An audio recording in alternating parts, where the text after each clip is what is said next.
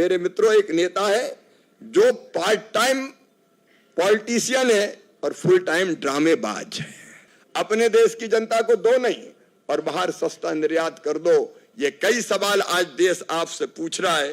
अब इतने सारे प्रयत्नों के बाद मैं एक बात और कहना चाहता हूं कि एक तरफ प्रधानमंत्री जी, बताइए भारत के प्रधानमंत्री नरेंद्र मोदी जी का कौन सा परिवार है? सारा देश मोदी जी का परिवार है।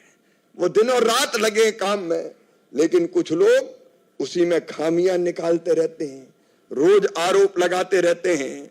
अभी नया सुगुफा छोड़ दिया, बोले समझौता हो गया तो गड़बड़ हो गई, रोज एक आध इधर उधर का सवाल पूछ रहे हैं।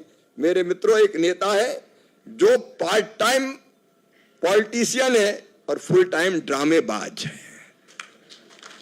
ड्रामा ही करता रहता है। ना तो उनको ट्रेड की समझ है और ना ट्रेडिशन की समझ है।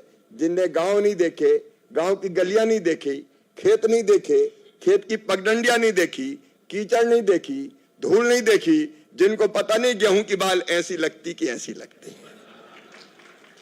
अब वो आरोप लगाने का काम आजकल रोज कर रहे हैं।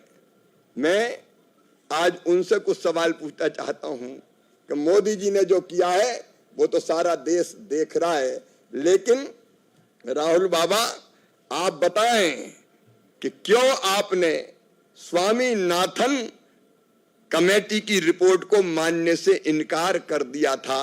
उस रिपोर्ट में कहा था किसान की लागत पे 50% मुनाफा देकर ही मिनिमम सपोर्ट प्राइस घोषित होनी चाहिए। तो एफिडेविट देके कांग्रेस की यूपीए की सरकार ने ये मना कर दिया था कि ये बिल्कुल नहीं हो सकता, इससे बाजार विकृत हो जाएगा। आपने क्यों नहीं किया? किया तो 2019 में नरेंद्र मोदी जी ने तय किया कि 50% लागत पर मुनाफा जोड़ के हम मिनिमम सपोर्ट प्राइस तय करेंगे। मैं एक सवाल और आज उनसे पूछना चाहता हूं, क्योंकि वो रोज ट्विटर खेलते रहते हैं। आजकल ट्विटर एक्स हो गया, एक्स खेलते रहते हैं। हम तो भैया सीधी बात करते हैं। आप ये बताइए कि 2010 में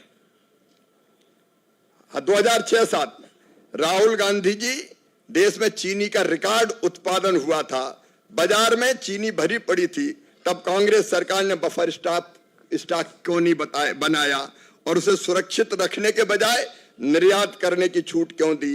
जब उत्पादन ज्यादा था तब भंडारण नहीं किया, जब दाम गिरे तो किसानों को क्यों नहीं बचाया, और जब निर्यात हुआ तो देश के हित क्यों नहीं देखे? एक सवाल और, आपकी सरकार ने 36 रुपया किलो में चीनी का आयात किया 36 रुपया किलो, विदेश से मंगाई 36 रुपया किलो, और फिर आयात करके 12.5 रुपया किलो निर्यात कर दी। ये कौन सा व्यापार है और ये कौन सा खेल है? 36.5 रुपया किलो 36 रुपया किलो मंगाओ और 12.5 में बेच दो। इसमें कौन का हित था? आपको जवाब देना पड़ेगा।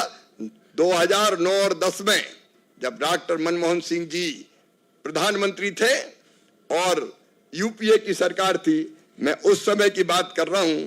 एक बात और पूछना चाहता हूं आज कांग्रेस से, खुलेआम पूछना चाहता हूं, किसानों के बीच में पूछना चाहता हूं।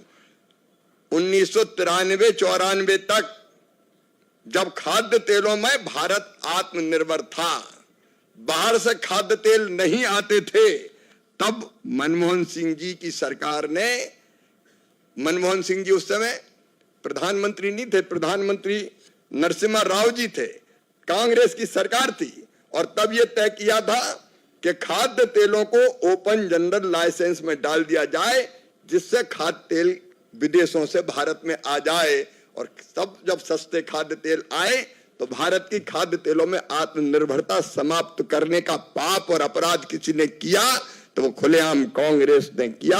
आपने आयात पर निर्भर बना दिया देश को, तब भी आपकी सरकार थी। एक और सवाल, राहुल जी, जब कांग्रेस की सरकार थी, हजारों टन अनाज सरकारी गोदामों में था, और तब जब सुप्रीम कोर्ट ने भी कहा था कि इतना अनाज भरा पड़ा है, इसको गरीबों को ही बांट दो, तब इनने कह दिया था सरकार, सुप्रीम कोर्ट सरकार के मामले में दखल ना दे, क्यों गरीबों को वो अन्न नहीं दिया? ये प्रधानमंत्री नरेंद्र मोदी है जो 80 करोड़ भारतवासियों को फ्री में निःशुल्क अनाज देने का काम कर रहे हैं। इसका जवाब भी आपको देना चाहिए।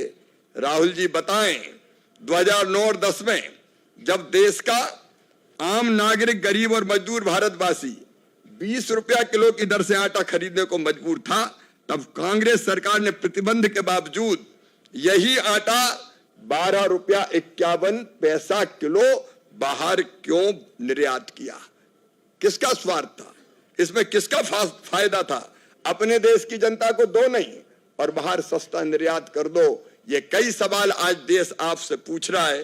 किसान बहनों और भाइयों, अभी अमेरिका से जो समझौता हुआ है, जितने भी समझौते हुए हैं, आज मैं किसानों के बीच भारत का कृषि मंत्री बोल रहा हूं, पूरी जिम्मेदारी के साथ उसमें भारत के किसानों के हितों का पूरा ध्यान रखने का काम किया गया है। पूरा ध्यान। हमारे यहाँ जो चीज होती है हमने नहीं आने दी। गेहूं हो, चावल हो, आज चावल के उत्पादन में भारत दुनिया में नंबर 1 पर है। चीन को हमने पीछे छोड़ दिया, चीन पीछे रह गया, भारत आगे निकल गया। ये चावल नहीं आएगा, गेहूं नहीं आएगा, हमारा मक्का जैसी कोई चीज नहीं आएगी। ये तय किया है बाकायदा देख के कि जिससे भारत के किसानों को कोई नुकसान ना हो। लेकिन वो चीज जिसकी हमको जरूरत है और जो हमको बाहर से मंगवानी पड़ती है। हम सब जानते हैं कि दालों के मामले में आज हम आत्मनिर्भर नहीं है, खपत ज्यादा, उत्पादन कम है, तो बाहर से मंगवानी पड़ती ताकि दालों की आपूर्ति हो जाए। अगर जो जिस चीज की जरूरत हमें है वो चीज अगर किसी भी देश से आ जाए, हमें आपत्ति क्या है? अगर वो अलग अलग देशों से आ रही है तो आने में क्या दिक्कत है? जितनी जरूरत है, और वो भी कोटा तय करके कि इतनी आएगी, इससे ज्यादा नहीं आएगी, इतनी % ड्यूटी पे आएगी, इससे नहीं। इसमें क्या है? रूस कोई भी सुर्री छोड़ देते हैं। जिस चीज की हमें जरूरत है वो बड़े सवाल उठा रहे हैं, कह रहे हैं सेब। अब भैया सेब के बारे में बताता हूं, 5,50,000 मीट्रिक टन सेब भारत आयात करता है, मतलब बाहर से मंगवाता है। अभी कहां से आता है? तुर्की से, जिसने ऑपरेशन सिंदूर में हमारा विरोध किया था। ईरान से आ रहा है।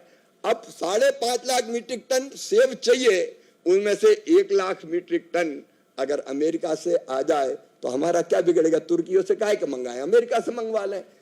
भैया धन्ना के बजाय पन्ना से ले लो, क्या फर्क पड़ता है? जरूरत तो हमें है। और वो भी बाकायदा ये तय करके कि हमारे यहाँ के सेब पर उसका कोई असर ना पड़े, बहुत छोटा कोटा, और उसमें भी आयात मूल्य 80 रुपया किलो और उसमें 25 रुपया शुल्क और लगा दिया, तो 105 रुपया में तो समुद्र के किनारे उतरेगी। जयपुर आते आते तो 150 रुपया किलो बिकेगी। तो हमारी सेब को क्या नुकसान है, कोई बता दे। बहुत सोच समझ के ये फैसले किए गए। लगातार अलग अलग तरह की बातें करते रहते हैं। सोया मील और मक्का पर कोई रियायत नहीं दी गई, और उनके समय वो कहते हैं आयात के दरवाजे बंद थे। सही बात यह है कि जब कांग्रेस का शासन था तब भी 20 अरब डॉलर के कृषि उत्पादों का आयात होता था और डेयरी उत्पाद भी आयात किए जाते थे। मोदी जी ने साफ कह दिया, दूध, घी, दही, पनीर, कोई भी डेयरी और उत्पाद जो दूध से संबंधित है भारत की धरती पर किसी भी कीमत पर नहीं आएगा, ताकि हमारे दूध उत्पादक किसानों को कभी नुकसान ना हो।